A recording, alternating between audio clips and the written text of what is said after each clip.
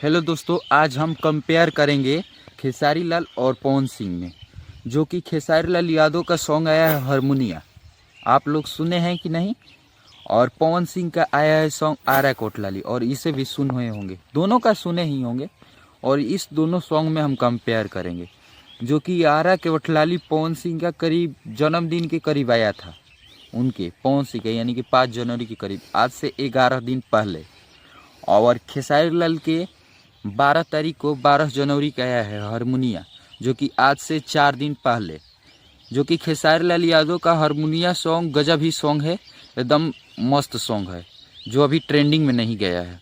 और पवन सिंह का जो आरा कोटलाली है, उसका कोई जवाब ही नहीं है, जो कि अभी ट्रेंडिंग में 2 नंबर पर चल रहा है।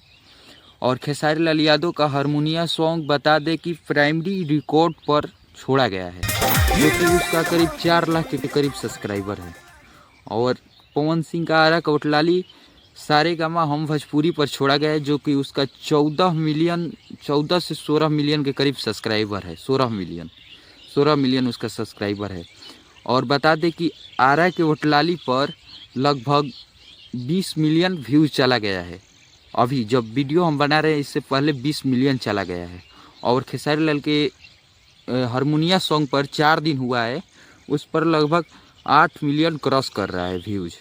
8 मिलियन क्रॉस कर रहा है, जो कि गजब ही दोनों का मस्त सॉन्ग है, जो पवन सिंह का कोई जवाब ही नहीं है। और खेसारी लाल के हारमोनिया सॉन्ग जो 4 दिन आया हुआ, वो हमें लग रहा है कि उनका 11 दिन में गया है ना 20 मिलियन। और इसका बुझा रहा है कि मुश्किल से और 4 से 5 दिन में ये 20 से 25 मिलियन के करीब पहुंच जाएगा।